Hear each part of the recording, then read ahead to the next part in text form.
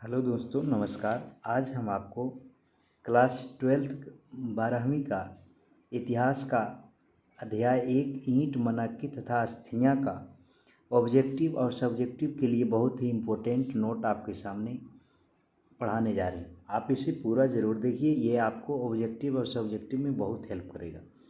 तो आइए शुरू करते हैं। ये आपका ईंट तथा मनाक्की ये सभ्यताएं, इसको हड़प्पा सभ्यता भी कहती हैं। तो सबसे पहले जानते हैं कि संस्कृति शब्द का अर्थ क्या होता है। तो पुरातत्वविद के अनुसार संस्कृति शब्द का प्रयोग ऐसे वस्तुओं के लिए किया जाता है या ऐसे समूहों की वस्तुओं के लिए होता है जो एक विशिष्ट शैली के होते हैं और सामान्यतः एक साथ एक विशेष काल, एक विशेष समय में खंड तथा भौगोलिक क्षेत्र के संबंध में पाए जाते हैं। तो हम ऐसे शब्द को संस्कृति शब्द कहते हैं। तो अब है आगे सिंधु हड़प्पा सभ्यता या सिंधु घाटी सभ्यता। इसका मतलब क्या है कि तो प्राचीन भारत की पहली सभ्यता है हड़प्पा सभ्यता।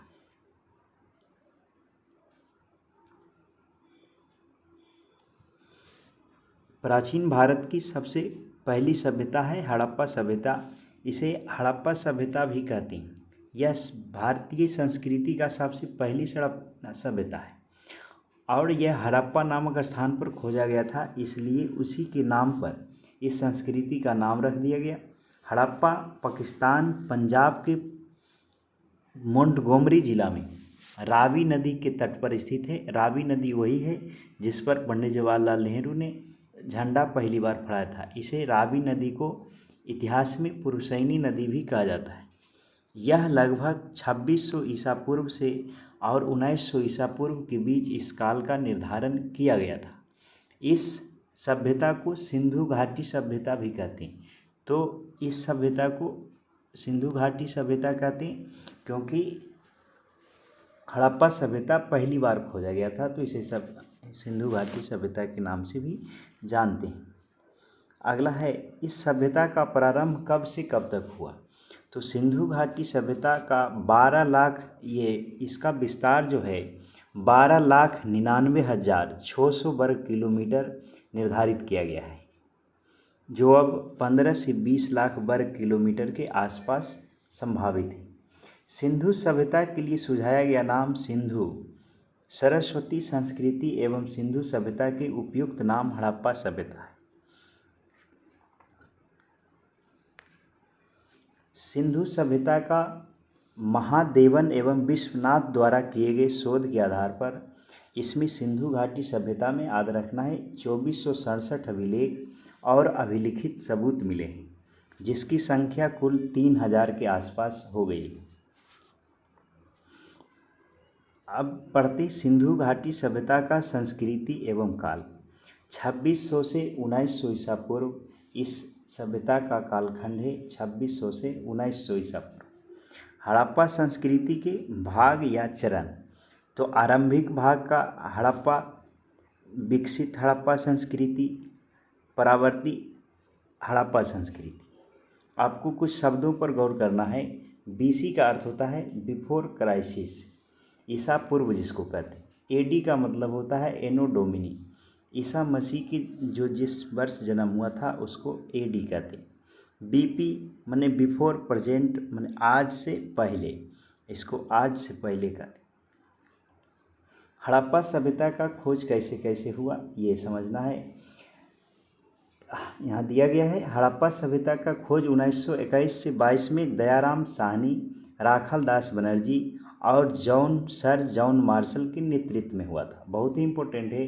हड़प्पा सभ्यता का खोज 1921 से 22 में दयाराम साहनी, राखाल दास बनर्जी और सर जॉन मार्शल के नेतृत्व में किया गया। आइए हम इसके बारे में कुछ फैक्ट समझ लेते हैं। 1856 ईस्वी में जब कराची और लाहौर के बीच में पहली बार रेलवे लाइन का निर्माण किया जा रहा था, तो उसी उत्खनन के दौरान अचानक हड़प्पा पूरा स्थल मिला। यह स्थान आधुनिक समय में पाकिस्तान में है। उन कर्मचारियों ने इसे खंडहर समझ लिया और यहाँ के हज़ारों ईंटों को उठा करके यहाँ से ले गए और ईंटों का इस्तेमाल रेलवे बिछाने में किया गया। जब पाकिस्तान, उस समय तो पाकिस्तान नहीं हुआ करता था, लेकिन उसी समय का भारत में रेलवे बिछाने का काम करने के दौरान वहाँ से ईंटे को प्रयोग में लाया गया था। अगला है, उस समय जॉन ब्रिटन और विलियम बर्टन दोनों एक महत्वपूर्ण सभ्यता होने का संकेत दिया। फिर भी यहाँ कोई खनन का काम नहीं किया गया, मतलब ध्यान उस समय किसी ने नहीं दिया, इसका ईंट का उपयोग कर लिया गया। 1920 से 21 में माधव स्वरूप वत्स व दयाराम साहनी के द्वारा पहली बार हड़प्पा का उत्खनन किया गया। 1922 ईस्वी में राखालदास बनर्जी ने मोहनजोदाड़ो नामक स्थान का उत्खनन किया, जो पाकिस्तान सिंध की लड़काना ज़िले में, इसको ध्यान रखना है, पाकिस्तान प्रांत की लड़काना ज़िले में सिंधु नदी के दाएं तट पर है। राखालदास बनर्जी ने इस टीले का ऊपर स्थित कुषाण वंश के और बौद्ध स्तूप का उत्खनन कर रहे थे। नोट ध्यान देना है कि मोहनजोदाड़ो का शाब्दिक अर्थ होता है मृतकों का टीला, या मुर्दों का टीला भी बोल सकते हैं, प्रेतों का टीला भी बोल सकते हैं, इसे प्रेतों का टीला बोल सकते हैं। सिंध बाग या सिंध नखलिस्तान भी इसको कहते हैं। मोहनजोदाड़ो का शाब्दिक अर्थ होता है मृतकों का टीला, मुर्दों का टीला, प्रेतों का टीला, सिंध बाग या नखलिस्तान। इन दोनों उत्खनन के बाद 1924 ईस्वी में पुरातत्व सर्वेक्षण director general sir John martial ने पूरे विश्व के सामने एक नई सभ्यता का घोषणा किया। सर जॉन मार्शल ने लंदन वकीली नामक पत्रिका में इसका नाम सिंधु सभ्यता का नाम रखा। तो सवाल आएगा, हड़प्पा सभ्यता को सिंधु घाटी सभ्यता क्यों कहते हैं? तो इसका जवाब है सिंधु घाटी सभ्यता इसलिए कहते हैं क्योंकि यह सभ्यता सिंधु नदी के आसपास फैला हुआ था। यह इलाका बहुत ही उपजाऊ था। हड़प्पा वासी यहाँ पर खेती किया करते थे, इसलिए हड़प्पा सभ्यता को सिंधु घाटी सभ्यता कहा जाता है। अब देखते हैं कि वो लिपि कौन सा यूज करती थी। लिपि माने लिखने के लिए वह कौन सा? तो सिंधु लिपि को पढ़ने का प्रयास सबसे पहले किसने किया? तो ये सिंधु लिपि को पढ़ने का प्रथम प्रयास 1925 ईस्वी में बेंडल ने, नवीनतम प्रयास नटवर झा, घनपत सिंह धानिया, राजा राम ने की थी, लेकिन अभी तक सिंधु लिपि को प्रमाणित रूप से पढ़ा नहीं जा सका है। सिंधु घाटी सभ्यता के निर्माता। सिंधु घाटी सभ्यता के उत्खनन में 4 प्रकार के अस्थिपंजर मिले हैं। 4 प्रकार के अस्थिपंजर, प्रोटो ऑस्ट्रेलियन, भूमध्य सागरी, अल्पाइन और मंगोलियन, ये 4 प्रकार के अस्थिपंजर वहाँ से प्राप्त हुए। अगला है, इसके आधार पर यह संभावना स्वीकार किया गया है कि इसके निर्माण में मिश्रित प्रजातियों के लोगों का स्थान, वैसे तो इनका संस्थापक द्रविड़ माना गया है, जो बाद में दक्षिण भारत पलायन कर गए। सिंधु घाटी सभ्यता की प्रमुख विशेषता क्या था? तो जब सिंधु घाटी सभ्यता का ये ऐसा अनुमान लगाया गया है कि ये कांस्य युगीन सभ्यता थी। ये लोग लोहा का प्रयोग नहीं करते थे, बल्कि ये कांस्य युगीन थी। कांस्य जो बनता है कॉपर और टीन से मिलकर बनता है, तो इसलिए ये कॉपर का तो यूज जानते थे, लेकिन लोहा का यूज नहीं जानते थे। तो यह कांस्य युगीन सभ्यता थी। अगला सवाल है, भारतीय इतिहास में प्रथम नगरीय क्रांति का प्रतीक, जिसकी पुष्टि उत्खनन से प्राप्त कई महत्वपूर्ण नगरों के अवशेषों से होती है। व्यापार व वाणिज्य गतिविधियों में ये महत्व रखता था। यहाँ के लोग व्यापार भी करते थे, वाणिज्य भी करते थे। जीवन के प्रति शांति दृष्टिकोण उत्खनन में न तो हथियार औजार और न ही रक्षात्मक हथियार जैसे ढाल कवच आदि का प्राप्त हुआ है। अगला है, जीवन के प्रति समिष्टवादी दृष्टिकोण मिला है। मतलब मोहनजोदाड़ो में बहुत विशाल स्नानागार, धौलावीरा जूनीकरण से प्राप्त स्टेडियम, जूनीकरण एवं मोहनजोदाड़ो से प्राप्त सभा भवन मिला है। हड़प्पा सभ्यता का प्रमुख स्रोत क्या है? तो यहाँ का आवास से हमें जानकारी मिलता है। मृत भांड से आभूषण, औजार, मोहर तथा इमारत और खुदाई से मिले सिक्कों से हम इसकी जानकारी जुटाने का प्रयास करते हैं। अगला है हड़प्पा सभ्यता के प्रमुख स्थल, जो कौन कहाँ है ये आपसे पूछ सकता है। हड़प्पा सभ्यता के वर्तमान स्थल कुछ पाकिस्तान में है, बाकी स्थल भारत में है। तो ध्यान देना है कौन कहाँ है। नागेश्वर जो है ये गुजरात में है, बालाकोट पाकिस्तान में, चनहुद्रो पाकिस्तान में, चनहुद्रो से मिला है लिपस्टिक बनाने का कारखाना, कोट दीजी पाकिस्तान में है। धौलावीरा ये गुजरात में है, लोथल गुजरात में बहुत बड़ा बंदरगाह है, कालीबंगा राजस्थान में, बनवाली हरियाणा में है, राखीगढ़ी भी हरियाणा में। अगला हड़प्पा सभ्यता में नगर नियोजन तथा वास्तुकला, यहाँ ये कैसे क्या क्या वास्तुकला यहाँ से मिला है, किस आधार पर हम इसको नगर नियोजन की संज्ञा देते हैं, ये समझते हैं। तो यहाँ नगर योजना, नगर की तरह पूरा था, भवन का निर्माण किया गया था, सार्वजनिक भवन मिला है, बहुत बड़े विशाल स्नानागार, अन्न के भंडार मिले हैं, जल निकासी प्रणाली उस जमाने में आज से 4-5 हज़ार साल पहले इस तरह का योजना पाया जाता था सिंधु घाटी सभ्यता में। अगला है हड़प्पा सभ्यता की नगर योजना। हड़प्पा सभ्यता की बस्तियां 2 भागों में विभाजित थी। एक दुर्ग ये कच्ची ईंटों के चबूतरे पर बनी होती थी, दुर्ग की दीवारों से घेरा गया था। दुर्ग पर बनी संरचनाओं का प्रयोग संभवतः विशिष्ट सार्वजनिक प्रयोग के लिए किया जाता था। निचला शहर ऊपर में तो पुरोहित लोग रहते थे, जबकि निचला शहर में आवासीय भवन का उदाहरण प्रस्तुत करता है।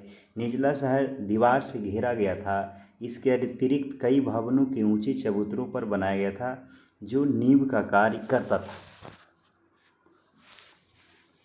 अगला है हड़प्पा सभ्यता की सड़कों और गलियों की विशेषताएं। क्या क्या विशेषताएं थी? तो यहाँ का गलियों का विशेषता था सड़कों का कि ये एक दूसरे को समकोण पर काटती थी और सीधी सड़कों, जिसके कारण पूरा नगर विभिन्न क्षेत्र आयताकार एवं खंडों में विभक्त था, जिसे जाल पद्धति कहते हैं या ऑक्सफोर्ड पद्धति भी कहा जाता है। इसे चेम्सफोर्ड पद्धति भी कहते हैं। समकोण पर काटता था एक दूसरे से सड़क, जैसे इस तरह से ये इधर से एक सड़क आ रहा है, इधर से जब इस तरह से सड़क आ रहा तो इस तरह से एक दूसरे को समकोण पर काटता था। तो इसे ऑक्सफोर्ड पद्धति, चेम्सफोर्ड पद्धति और जाल पद्धति भी कहते हैं। सड़कों का निर्माण मिट्टी से किया जाता था। यहाँ का सड़कों का निर्माण किससे किया जाता था? मिट्टी से। अगला है बनवाली में सड़कों पर गाड़ी के पहियों का निशान भी मिले हैं। बनवाली जो है वहाँ से सड़कों पर गाड़ी के पहियों का निशान भी मिला है एवं सड़क की पक्की करने का प्रयास भी साक्ष्य कालीबंगा से प्राप्त हुआ है। सड़क के किनारे किनारे पानी निकासी नालियाँ भी बनी होती थी और नालियों को ढांकने की भी व्यवस्था होती थी।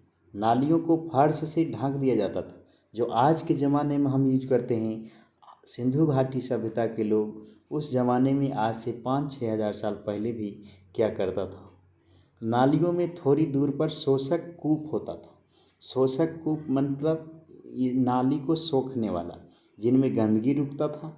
पक्की ईंटों का प्रयोग किया जाता था और बहुत मात्रा में किया जाता था। हड़प्पा सभ्यता में भवन निर्माण, कैसे भवन निर्माण होता था? हड़प्पा सभ्यता में मकानों की योजना का आंगन पर आधारित था। हड़प्पा सभ्यता में मकानों की योजना आंगन पर आधारित था, जिसमें शौचालय, स्नानघर, रसोई घर, शयन कक्ष आदि के अतिरिक्त अन्य कमरे भी मिले हैं। मजबूती के लिए नींव का निर्माण की जाती थी। सड़कों के किनारे मकान बनाए जाते थे, जिनमें सुविधा, हवा, सफाई, प्रकाश की पूर्ण व्यवस्था होती थी। सिंधु सभ्यता में सार्वजनिक भवन। सिंधु घाटी सभ्यता को दो भागों में विभाजित किया गया था, जिसके ऊपरी हिस्से में सार्वजनिक भवन मिलते हैं, मतलब सरकारी, और निचले हिस्से में व्यक्तिगत आवास बने हुए थे। उत्खनन एवं सार्वजनिक राजकीय भवनों के अवशेष मिले। एक अवशेष मोहनजोदाड़ो से भी मिला है, जो 70 मीटर लंबा है और 24 मीटर चौड़ा है। ये स्मारक उस काल का संपन्नता का परिचयक है कि ये इस तरह का संपन्न हुआ करता था। यहाँ पर 71 मीटर लंबा व इतना चौड़ा एवं वर्गाकार कक्ष का अवशेष भी प्राप्त हुए, जिसमें 20 स्तंभ हैं। आगे ध्यान देंगे। एक अनुमान के अनुसार इस भवन का उपयोग आपसी विचार विमर्श एवं धार्मिक आयोजन, सामाजिक आयोजन के लिए किया जाता होगा, ऐसा अनुमान लगाते हैं हम सब। हड़प्पा सभ्यता में विशाल स्नानागार। स्नानागार जलाशय की किले में स्थित होता था, जो 11.88 मीटर लंबा, 7.1 मीटर चौड़ा एवं 2.43 मीटर गहरा होता था। इसे ध्यान रखने की आवश्यकता है। स्नानागार मिला है हड़प्पा से, जो बहुत विशाल है। ये 11.88 मीटर लंबा, 7.10 मीटर गहरा, और इस पर सीढ़ियाँ बना हुआ है। यह सीढ़ी पक्के ईंटों से बनाई गई थी।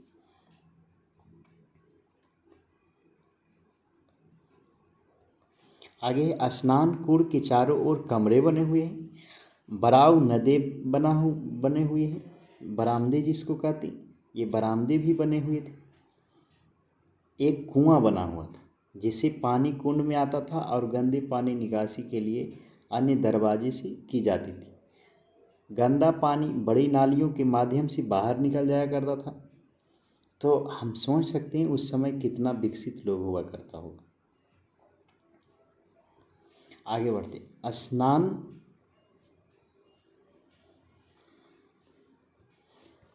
स्नान दीवारों के निर्माण में सीलन से बचने के लिए डाबर या तारकोल का प्रयोग किया था। पूरे स्नान घर में 6 प्रवेश द्वार हुआ करते थे, बहुत इम्पोर्टेंट है। स्नानगार में गर्म पानी की व्यवस्था भी होती थी। हड़प्पा में जल निकासी।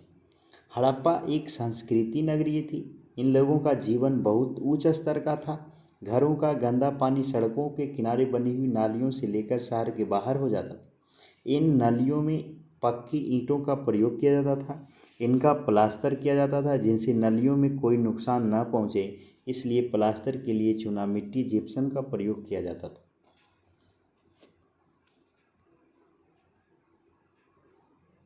नोट। प्रोफेसर रामचरण शर्मा की मान्यता है कि कंस युग की किसी भी दूसरी सभ्यता ने सफाई व स्वास्थ्य का इतना महत्व नहीं दिया जितना हड़प्पा के देशवासियों ने दिया है। और दूसरा नोट है, बहु यातायात से ईंट पक्की का इसमें प्रयोग हुआ था। 4 प्रकार की ईंट इसमें प्रयोग किया जाता था। ईंट का जो अनुपात था वो 4:2:1 था। एल प्रकार की ईंटें, इन ईंटों का प्रयोग कोनों में किया जाता था। जो एल प्रकार, इस प्रकार का ईंटें जो होता था उसे कोना में। नोकेदार ईंट जो होता था, जिसमें नोक बना हुआ था, इसका प्रयोग कुओं में किया जाता था। टी प्रकार का जो ईंट था, इसका प्रयोग सीढ़ियों बनाने में किया जाता था।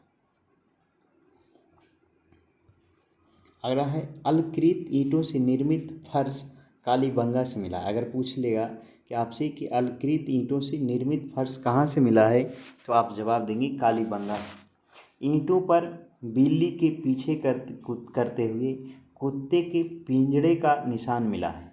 यह चनहुदरों से भी प्राप्त हुआ है।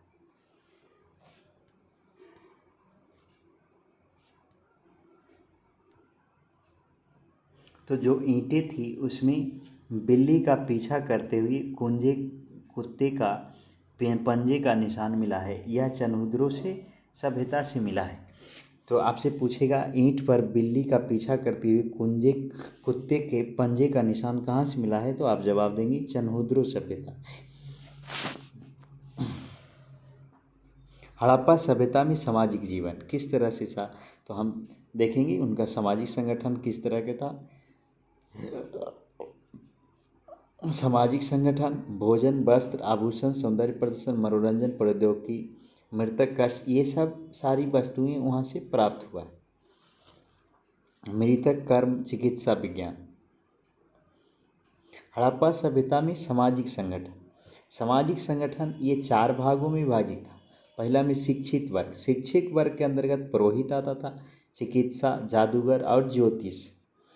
दूसरा वर्ग जो था उसको योद्धा वर्ग कहते हैं। तो योद्धा वर्ग के अंतर्गत सैनिक लोग आते थे। सैनिक, इनकी पुष्टि दुर्गों में उपस्थिति की विशेष अवशेष से प्राप्त हुआ है। दूसरा में व्यापारी था या दस्तछार, इसको बुनकर, कुमार या स्वर्णकर। श्रमिक एवं कृषक,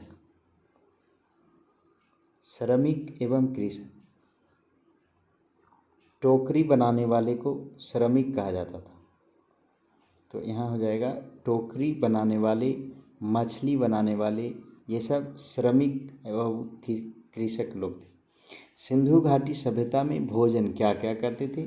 तो ऐसा अनुमान लगाया जाता था कि वो शाकाहारी व मांसाहारी दोनों प्रकार के थे। चूँकि यहाँ से गेहूँ, चावल, जौ, तेल, मटर, सब्जियाँ, वह मांसाहारी भी था, जो कछुआ, घड़ियाल, भेड़ ये सब का मांस खाता था, बकरी, सुअर व मछली का। इस काल में चित्रों में खजूर, अनाज, नींबू, नारियल इत्यादि फलों का चित्रण किया जाता। इन फलों के उपयोग भोजन के रूप में करते थे लोग। इस प्रकार की सभ्यतावासी मांसाहारी व शाकाहारी दोनों प्रकार के थे।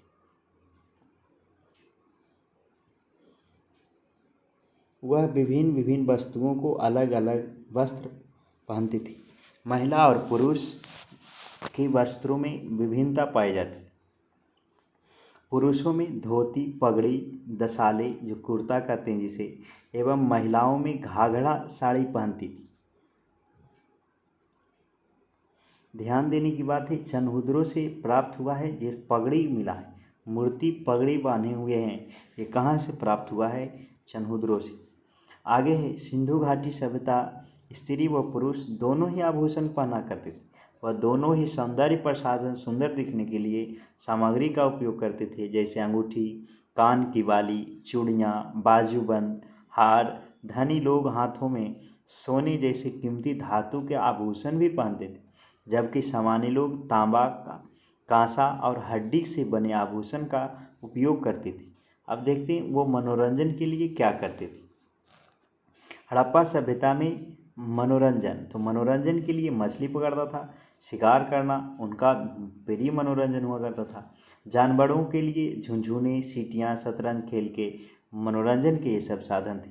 इसके अलावा पत्थर तथा सीप की गोलियों से खेलते थे। खुदाई में पशुओं की मूर्ति, बैलगाड़ियाँ, 2 पहिए वाले तांबे का रथ भी मिला है। नृत्यांगना की मूर्ति भी मिली, जिससे पता चलता है कि हड़प्पा वासी नाच गान भी किया करते थे। टेक्नोलॉजी, इसको प्रौद्योगिकी कहते हैं। तो कैसे विकास हुआ? वे धातु कर्म का निर्माण करते थे, धातु वाले काम भी करते थे, जैसे अयस्कोसित धातु अलग करना, मिश्रित धातु का भी निर्माण करना, जैसे तांबे व चांदी मिला करके टीन, कांसा कप बना लेते थे। आवश्यक आपूर्ति राजस्थान के प्रांत खेतड़ी, झुनझुन व बिहार प्रांत के हजारीबाग से करते थे। चमकम पत्थर के बोट व नालिकार बम बनाते थे। अंत्येष्टि क्रिया, हड़प्पा काली नगरों में मोहनजोदाड़ो, बनवाली, हड़प्पा, कालीबंगा आदि में शमशान की भी अवशेष मिले। शमशान घाट का अवशेष कहाँ से मिला है? मोहनजोदाड़ो, बनवाली, हड़प्पा और कालीबंगा। सर जॉन मार्शल के अनुसार इसे 3 भागों में बांटा गया है। कैसे करता था? पूर्ण समाधिकरण, आंशिक समाधिकरण और दाहकरण। पूर्ण समाधान क्या है? शव को उत्तर से लेकर के दक्षिण में दफनाया जाता था, जिसे पूर्ण समाधान कहा जाता है। नोट, हड़प्पा में भी ऐसा कब्र मिला है जिसे दक्षिण से उत्तर की ओर दफनाया गया है। सबको ताबूत में रखा गया था। इसकी पहचान विशेष कब्र से किया गया है। वहाँ जो ताबूत था उसे R37 का नाम दिया है, R37। नोट, लोथल में पूर्व से पश्चिम की ओर दफनाने का अवशेष मिला है तथा शव करवट रूप में लिए हुए। ध्यान देना, शव को करवट रूप में बताया गया। लोथल से ही एक जोड़ा शव मिला है। स्त्री और पुरुष। इससे पता चलता है कि उस समय सती प्रथा भी प्रचलित थी, माने लोगों को सती भी किया जाता था।